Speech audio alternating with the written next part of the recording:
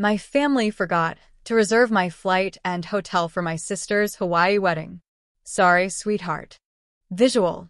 Start with a slightly out-of-focus shot, then sharpen on the speaker's face, conveying a thoughtful, slightly haunted expression. Music. Subtle, atmospheric, perhaps a low hum or gentle piano. Imagine finding out your own family deliberately cut you out of your sister's wedding, then use the reception to turn you into a sick joke. What would you do if you uncovered that kind of cold, calculated betrayal?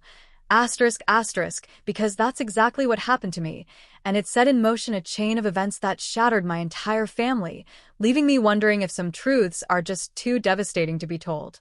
It all started late one Tuesday night, at 11:47 p.m. My sister, Meredith, sent out the final wedding itinerary to the family group chat. Flight details, hotel confirmations, shuttle schedules, emergency contacts. A perfectly organized PDF. I scrolled through it 3 times. Nothing. My name wasn't there. My first thought? Maybe it was a simple mistake. I'd mentioned extending my trip to hike, so perhaps my arrangements were separate. A logical explanation, it made sense then. But by Wednesday morning, still nothing. So I called my mom. Oh, Declan, honey. Her voice, syrupy sweet, instantly brought me back to being 12 years old, forgotten at swim practice. We forgot to book your seat and hotel room, and now everything's booked up. I'm so sorry. I heard laughter in the background, multiple voices. Someone said something I couldn't quite catch. My stomach twisted. This wedding had been planned for 16 months. Mom, I asked, my voice tight. How do you forget arrangements for your own son? These things happen, sweetie, she chirped back. It's not like you were in the wedding party anyway. Maybe you can watch the live stream. A live stream. She actually suggested a live stream, like I was some distant coworker who couldn't be bothered to show up. Not her son who'd driven 9 hours to be there when Meredith's first engagement imploded. Not the one who'd helped her move into 4 different apartments. Not the one who'd loaned her $3,000 2 years ago when she was between jobs. Money I never asked about again, because that's what family does. I'm 34, a man, and I'd learned to expect minimal effort from these people. But this was a new personal best. Can't you call the resort? I pushed, my voice strained. Explain the situation? Honey, it's peak season in Kauai. Everything's booked solid. Your father already tried. But something in her tone, a slight hesitation, told me my father hadn't tried a single thing. I just hung up. Next, I called Meredith. Despite everything, my sister and I had always been close. She was 2 years younger, and while her parents and brother openly treated me like the family disappointment, Meredith had usually been in my corner. Mir, I pleaded, please tell me this is some kind of mix-up. Declan, she whispered, and the whisper told me everything. She wasn't alone. I'm so sorry. I thought Mom and Dad handled your arrangements. They told me they had everyone covered. Everyone except me, apparently. While she talked, I pulled up Instagram on my laptop. Scrolling through, there it was. Cousin after cousin, posting excited updates about their Hawaiian vacation. Aunts, uncles, people I hadn't seen in years. All confirmed. All booked. Even Bryce is going? I asked, spotting my brother's post. A picture of his business class seat with the caption, Kauai bound for my baby sister's big day. Best man privileges hit different. Yes, Mom and Dad insisted he be there. You know how they are about. Her phone pinged. Hold on. Then my phone buzzed. Meredith had accidentally forwarded me a screenshot meant for her fiancé, Jordan. It was from a family group chat, one I wasn't part of. The title? Meredith's Wedding Main Planning. The messages made everything click into place. Asterisk Mom asterisk handled the Declan situation. Told him everything's booked up. Asterisk Dad asterisk good. Last thing we need is him making a scene or embarrassing us in front of Jordan's family. Asterisk Bryce asterisk did he buy it? Asterisk Mom asterisk hook, line, and sinker. He won't be bothering us in Hawaii. Asterisk Dad asterisk perfect. Now we can actually enjoy the trip without walking on eggshells. Asterisk Bryce asterisk LOL. Finally, a family vacation without the drama. Should have done this years ago. I stared at those messages for 2 full minutes. Read them 4 more times.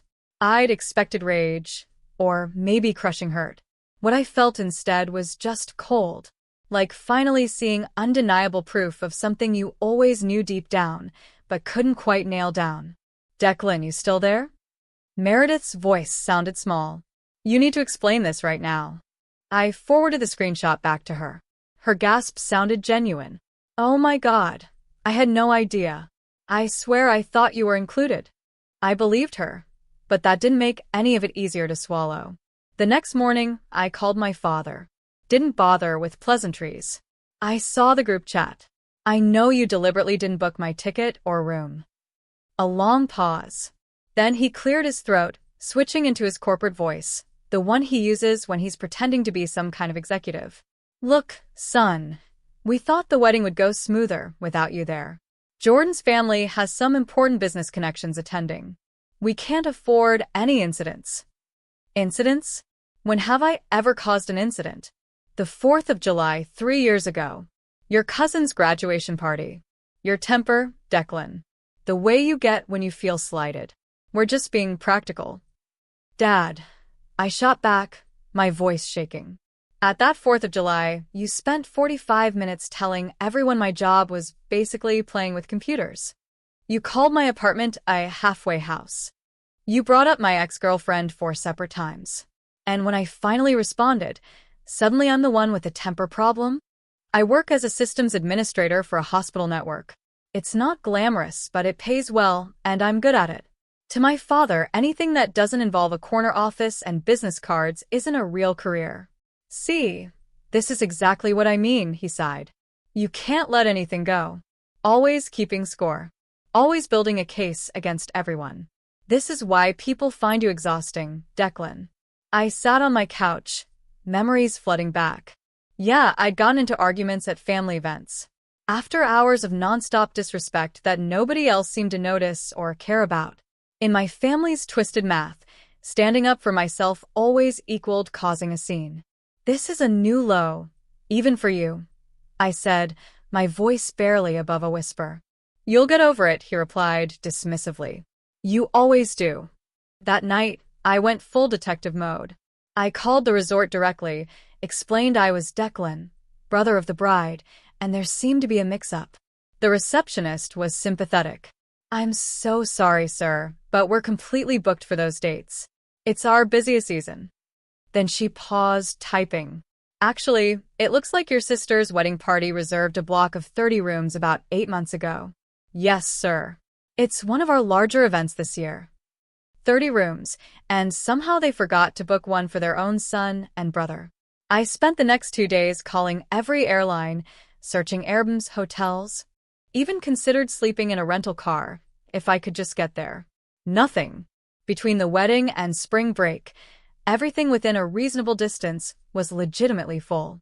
I tried one more avenue, called Meredith back. What if I stayed with you? I could sleep on the floor. I don't care. I already suggested that. Her voice was tight. Jordan's parents said no. They're paying for the honeymoon suite as our wedding gift, and they don't want anyone else there. What about Bryce? I asked. Dad mentioned he got a suite with a living room. The silence told me everything. They won't even ask him, will they?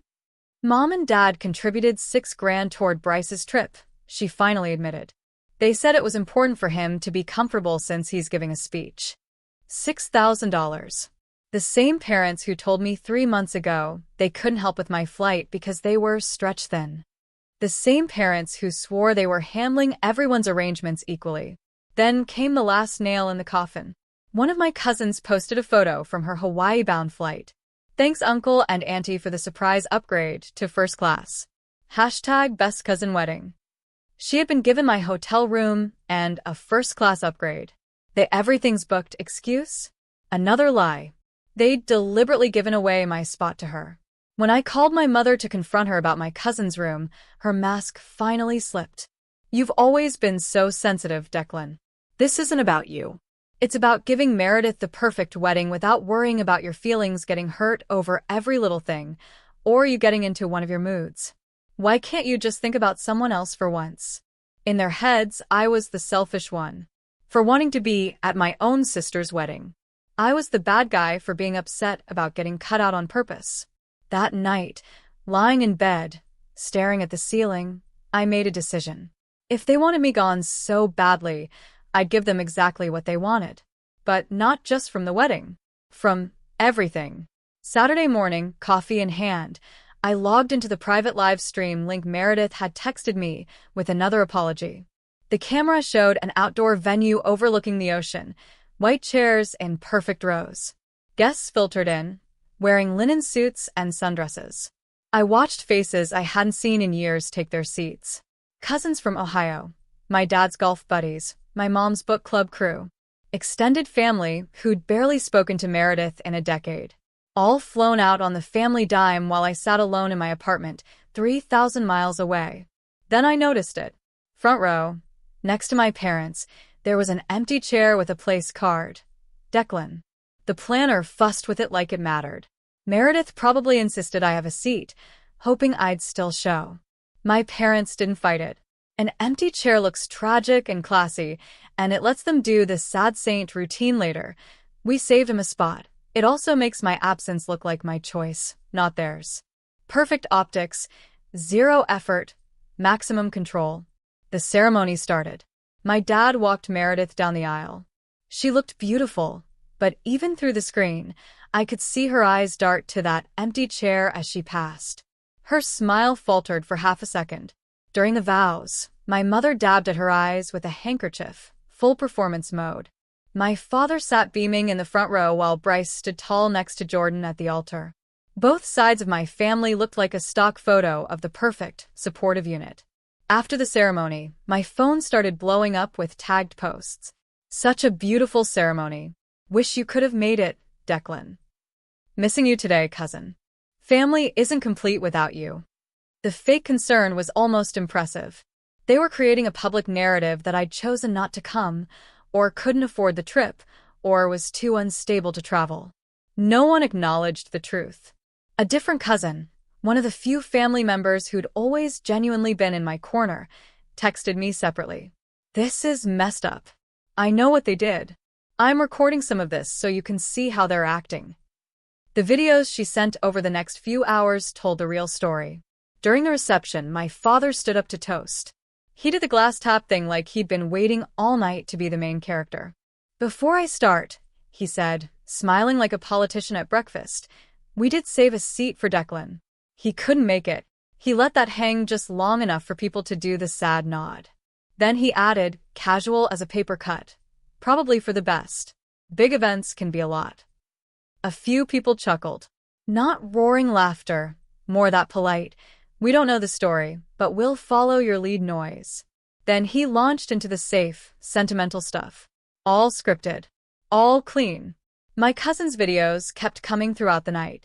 Bryce's speech included a line about being the brother who actually shows up when it matters. My mother told a guest, loud enough for the phone to pick up, Declan was just so jealous of all the attention Meredith's getting. You know how he is. He's always been the difficult one. My father's golf buddy, someone I'd helped move furniture for last summer for free, was caught saying, some people just can't be happy for others. You know, it's almost clinical at this point. The last stunt came late in the reception when the photo booth crowd got restless for group shots. They had the usual goofy props, and somebody had printed my face on a stick from an old Facebook pic. One of my aunts waved it around like she'd invented comedy. Now Declan's here, she announced. People took turns posing with it. Smirks, fake conversations, mean kid improv. One of Bryce's friends pantomimed me ranting at the camera. My cousin texted, they're telling everyone you refused to come because you were jealous, that you're having emotional problems again. I try to defend you, but nobody's listening. I closed my laptop. Something clicked that night. The hurt didn't go away. It just got cold and quiet. If they wanted to create a narrative about me being absent, I'd give them an absence they'd never forget. The Monday after the wedding, I woke up and everything was crystal clear. This wasn't some emotional meltdown. This was 34 years of being treated like garbage finally adding up. I needed a clean break, and I needed to do it right. My company's Denver office had been trying to poach me for months. Our hospital network was expanding there, and they needed someone who understood the existing systems. I'd always said no because Denver meant leaving everyone I knew. That reason no longer applied. Family situation. I told my manager when she asked about the sudden interest. She didn't push. HR had me set up within 3 weeks. I gave notice on my month-to-month lease, started researching places in Denver, focusing on buildings with good security and no paper trail connecting to my current address. But here's where it got complicated. My mother had me listed as an authorized user on one of her credit cards from years ago, supposedly for emergencies. I'd never used it, but I realized she could potentially track my spending if I wasn't careful. I closed that connection first. Then I discovered my father still had access to my location through a family phone plan I'd forgotten we shared. I'd been paying my own bill for years, but the account was technically still in his name. Switching carriers took 3 days and 2 trips to the phone store because the first rep couldn't figure out how to port my number without alerting the account holder. New bank accounts came next, a regional credit union my family had never heard of, electronic statements only. A P.O. box in a neighboring zip code for anything I actually needed mailed. I closed all social media and created new accounts under slightly different name variations. Deck instead of Declan, with profile pictures that didn't show my face clearly. My car needed new brakes 3 days before I was supposed to leave. $800 I hadn't planned on spending. The mechanic told me I was lucky I caught it before the cross-country drive. I didn't feel lucky. I ended up selling most of my furniture at a loss and shipping what I actually needed via UPS. It cost twice as much and took twice as long as a moving company would have. Nothing about this exit was clean or easy, but every obstacle just proved I was making the right choice. If leaving was this hard, imagine how hard staying would have been. Meanwhile, the family fallout arrived right on schedule. 3 days after the wedding, my mother texted, "You could at least acknowledge the lovely ceremony. Meredith is hurt by your silence." I didn't respond. The next day, "Stop being childish, Declan. You're making Meredith's honeymoon all about you again," from my father. "Man up and call your sister. This silent treatment is pathetic." And Bryce, "Way to make her special day all about your drama." Classic. I read each message like I was watching someone else's life. Funny how fast they went from fake concern to ticked off when I didn't do my usual thing of apologizing for having feelings. By week 2, the tone changed. My mother left voicemails about being worried about my mental health. My father mentioned reaching out to the police if I didn't respond. Bryce suggested I was having another episode. Not one of them acknowledged their role in any of this. Meredith's messages were different. Genuinely concerned. "Please just let me know you're okay. Whatever happened, we can work through it." I broke my silence only for her. One text, "I'm fine. Need space. We'll contact you when ready." The night before I left, I got a knock on my door at 11 p.m. My mother standing in the hallway, having driven 3 hours because I wasn't answering my phone. "Declan, this has gone far enough. Whatever point you're trying to make, I'm not making a point, Mom. I'm making a choice. A choice to punish everyone who loves you because your feelings got hurt." I looked at her for a long moment. This woman, who deliberately excluded me from my sister's wedding, then spent the reception turning me into a joke, was now standing at my door playing the concerned mother. "I watched the reception videos, Mom. My cousin sent them to me." Her face did about 3 different things before landing on offended. "That was just family humor. You know, your father's sense of, 'I'm moving tonight, actually. Don't look for me.'" I closed the door, locked it, and finished loading the last box into my car. By 6 a.m., I was on the road to Denver, leaving behind everything familiar. It should have felt terrifying. Instead, it felt like the first real decision I'd made in years. For months in Denver, and I barely recognized my life. The new job was going better than expected. When you're not constantly drained from family chaos, you actually have energy to focus on your work. I took on a major server migration project that had been delayed for over a year because nobody wanted to deal with the complexity. Finished it in 8 weeks. I joined a hiking group, Made actual friends, people who knew me only as I was now, not who my family had labeled me to be. I started dating a physical therapist named Vivian. For the first time, I was in a relationship where I didn't feel like I had to constantly explain or apologize for my family situation. But I wasn't just building a new life. I was also building a system. My cousin's updates kept coming, though less frequently. As my family's urgency about finding me started to fade, the narrative had shifted. Now they're saying you're finding yourself and they're giving you space, she reported, like this was their idea all along. Classic. But the family didn't stop looking. They just got more creative. Month 5, I got an email from a recruiter asking about job opportunities. The email address was a Gmail created 2 days earlier. The recruiter's name was an anagram of my brother's name. Bryce never was particularly clever. I reported the email as spam and moved on. Month 6, a private investigator showed up at my old apartment building asking questions. Except it was actually my father's golf buddy, the same one who'd called me almost clinical at the wedding. My old neighbor recognized him from a barbecue I'd hosted the previous summer and sent me a heads up. My neighbor told him I'd moved to Portland, which was a lie, but he apparently believed it and spent a week calling Portland area hospitals trying to find someone who worked with me. I bought my neighbor a gift card for covering my tracks. Month 7, my mother tried to file a missing person report. The police called me directly since my new address was on my updated driver's license. Apparently, she claimed I was at risk and potentially dangerous to myself. Awkward conversation with the officer, but they closed the case immediately once they confirmed I was alive, employed, and choosing not to communicate with my family. The officer actually apologized for wasting my time, said it happens more often than people think, families trying to use law enforcement to force contact with adult relatives who want to be left alone. 2 weeks later, I got a letter from an attorney claiming to represent my parents in a wellness check matter. The letter demanded I provide proof of stability, including employment records, housing documentation, and personal references. I showed it to a lawyer friend who laughed and said it had zero legal standing. Sent a one-sentence reply declining to participate. Never heard from them again. Then came month 8. My cousin forwarded me an email chain from the family.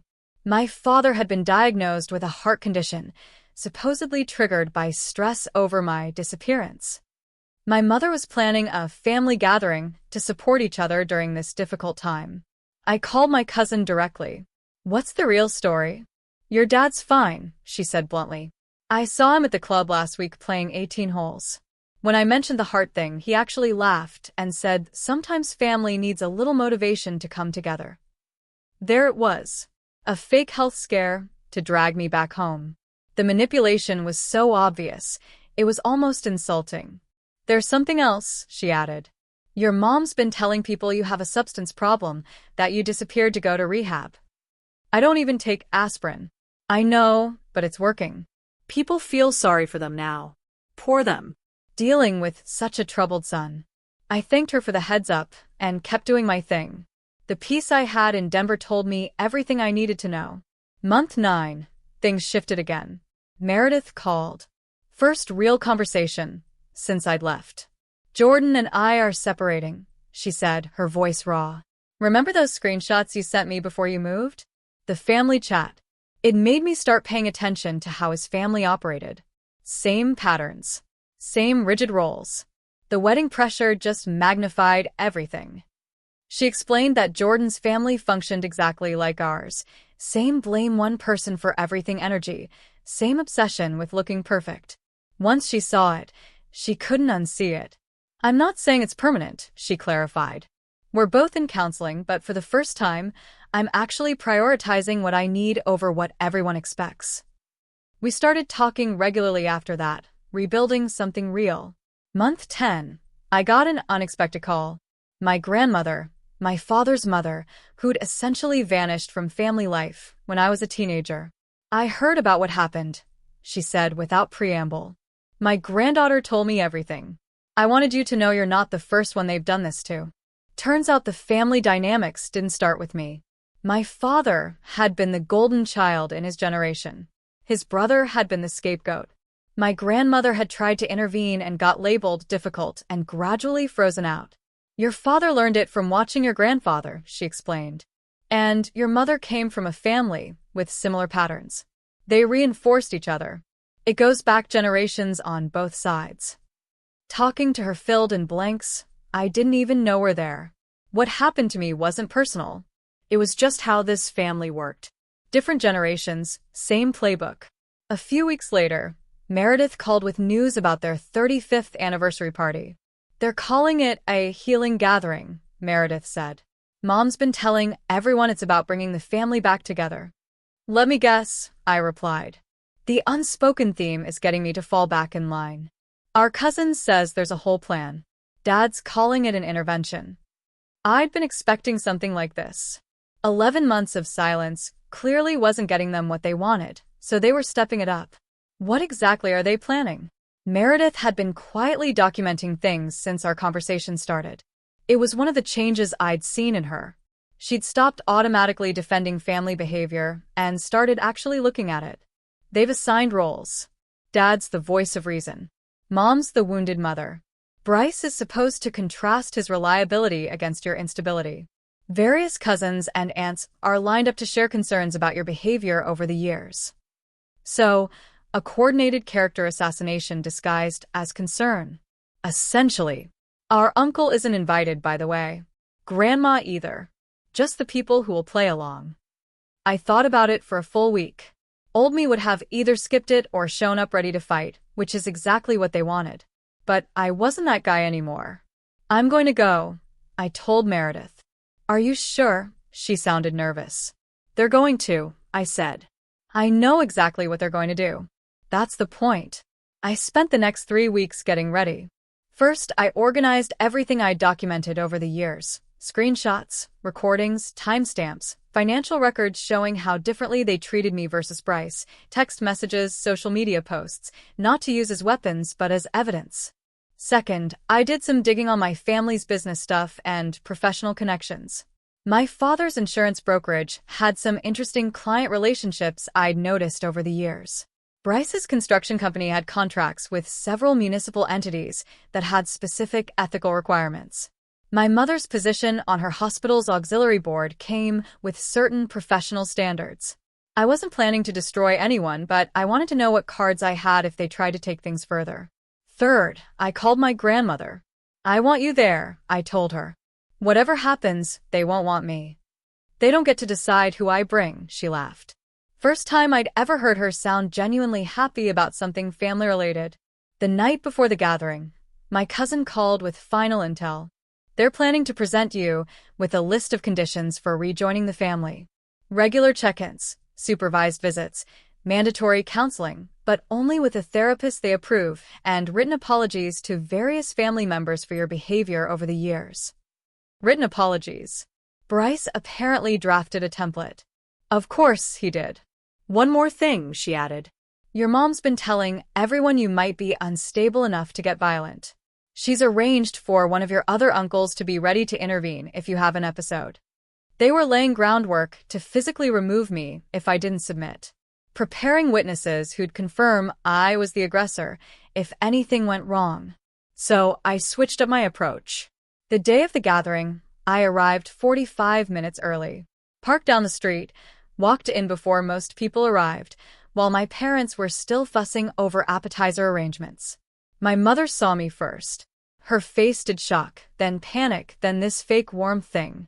Declan, you came early. We weren't expecting. We're so glad. Hello, Mother. Happy anniversary. My father appeared from the kitchen, glass in hand. His face went through similar gymnastics. Son, good to see you. The words came out like he was reading from a script he hadn't fully memorized. Dad. The next 20 minutes were wild to watch. Family members filtered in, each one visibly startled to see me already there. Their whole plan depended on me walking into a room full of people already primed against me. Showing up early messed with their setup. Bryce showed up last, saw me, and immediately huddled with my father in the corner.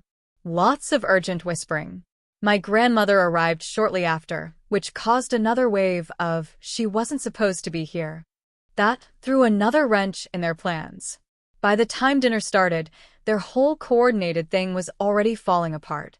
People kept shooting glances at each other, clearly unsure whether to proceed with the plan or improvise. I kept things light, asked about jobs, kids, vacations, completely normal behavior. Every normal conversation, I had chipped away at their whole, "he's unstable" story. After dinner, my father tapped his glass. "Now that we're all comfortable, I think it's time we address why we're really here." He fixed me with his stern gaze. "Declan, your behavior over the past year has caused this family tremendous pain.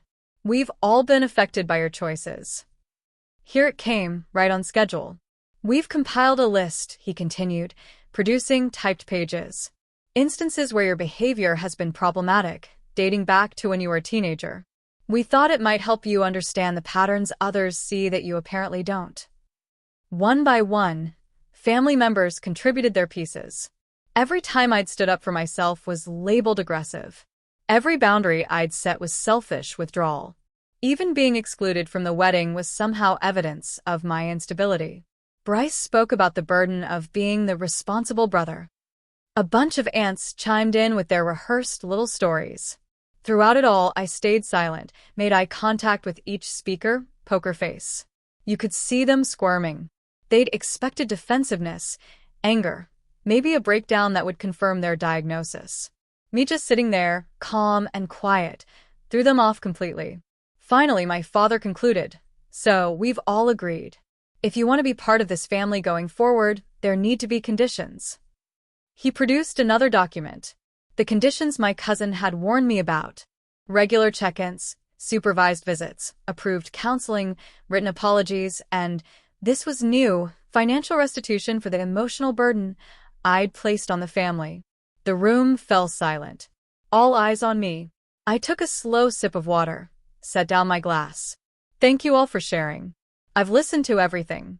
Now I'd like to respond." Protest started, but I raised my hand. I listened without interrupting. "Same courtesy, please." What followed took 15 minutes. I started with facts. Documented proof of every incident they'd listed, with the actual context they conveniently left out. Screenshots and timestamps proving the wedding exclusion was deliberate. The group chat messages. The financial records showing Bryce had received over $40,000 in family support over the past 5 years, while I'd been told they were stretched thin. Then I hit them with the patterns. I showed how, every time I'd objected to mistreatment, the family had coordinated to reframe my objection as the problem. How the same tactics were used on my uncle 20 years ago. How my grandmother had been frozen out for noticing the same things I'd noticed. I ended with the reception videos from the wedding. Played them on my phone, loud enough for everyone to hear. My father's jokes, my mother's fabrications, the face-on-a-stick bit. The room was very quiet. "I'm not looking for apologies," I said. "And I'm not asking for anything to change. I just wanted everyone here to see exactly what's been happening, documented, so well that nobody could spin it. Whatever you choose to do with this information is your business. But the family narrative about me ends today." I stood up. "One more thing. Every document I've referenced tonight exists in multiple secure locations. If anyone decides to escalate this professionally, legally, socially, I'll respond in kind. I'd rather not, but I want that understood." I looked directly at my father. He'd gone pale. "Happy anniversary." I turned and walked out. I'll see myself out.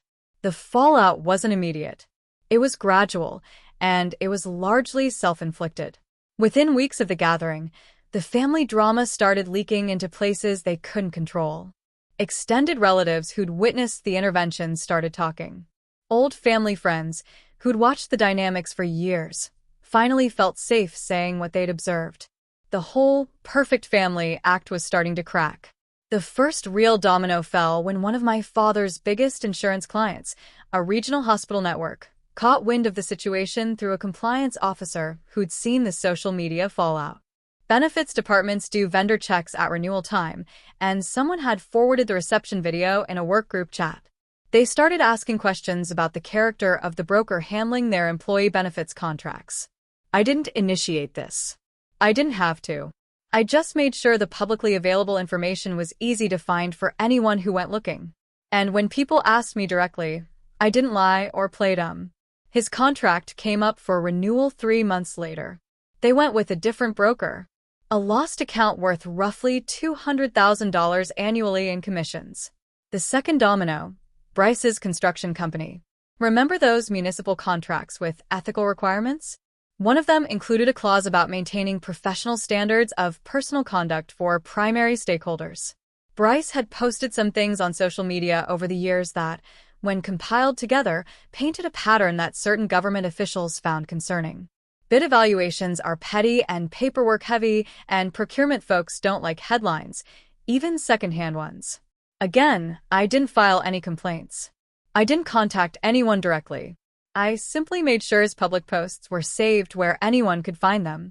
When his contract came up for rebid, his competitors had access to the same information anyone else did. He lost 2 of his 3 municipal contracts over the next 6 months. Had to lay off 4 employees. The third domino, my mother's hospital board position. The auxiliary board had standards of conduct requirements. One of the other board members, who I'd never met, happened to see the Facebook drama and recognized my mother's name. Hospital auxiliary boards run on gossip and image, and she'd handed them a story they could verify in 5 minutes. She'd apparently been claiming at board meetings that her son was in recovery and that the family was dealing with mental health challenges. When it became clear that story was fabricated for sympathy, her reputation on the board tanked. She wasn't removed, but she was quietly moved from chairing committees to basically just showing up with no actual responsibilities. After that, more people stopped returning their calls. Invitations dried up. The social circle they'd spent decades building started keeping its distance. Throughout all of this, I didn't make a single phone call. Didn't file a single complaint. Didn't send a single anonymous tip. I just stopped protecting them from the consequences of their own behavior. Stopped keeping family secrets. Stopped pretending everything was fine. That was the nuclear option they never saw coming. I didn't blow anything up. I just stopped covering for them and let the truth do the work. The last face-to-face went down 9 months after the anniversary gathering. My father requested a meeting-neutral location, just the 2 of us. We met at a coffee shop near the airport.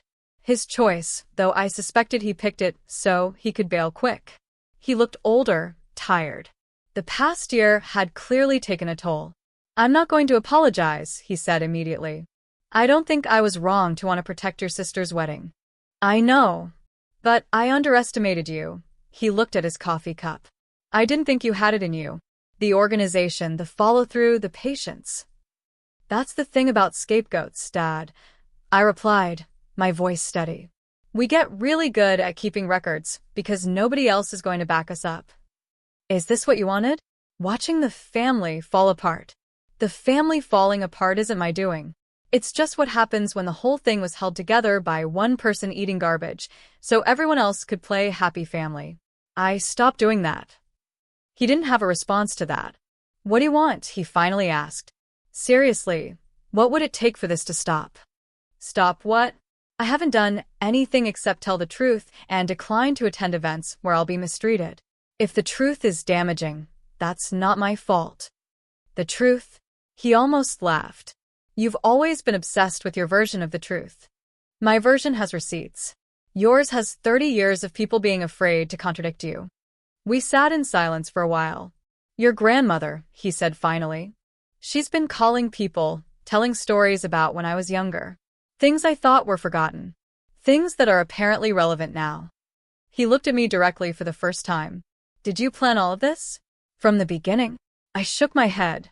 I planned to disappear and build a life where I wasn't constantly being undermined. Everything that happened after was just consequences, finally landing in the right places. Consequences. Actions have them. Even actions you thought you got away with. He stood up. Our meeting was over.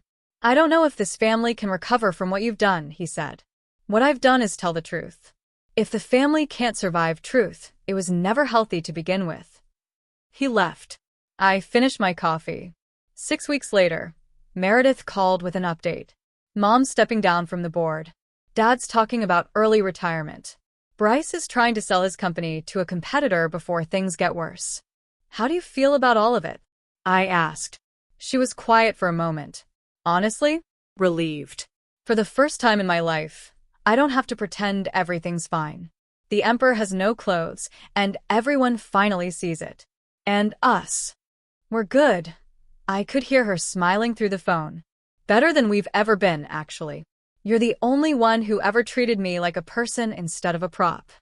Visual. Speaker looks directly at the camera, a sense of peace mixed with resolve in their eyes. Music swells slightly, then fades to a reflective tone. It's been a long, hard journey, but I finally feel free. Tell me, if you were me, after everything they put you through, what would you have done? Would you have stayed quiet, or would you have burned it all down? Let me know your thoughts in the comments below. ***.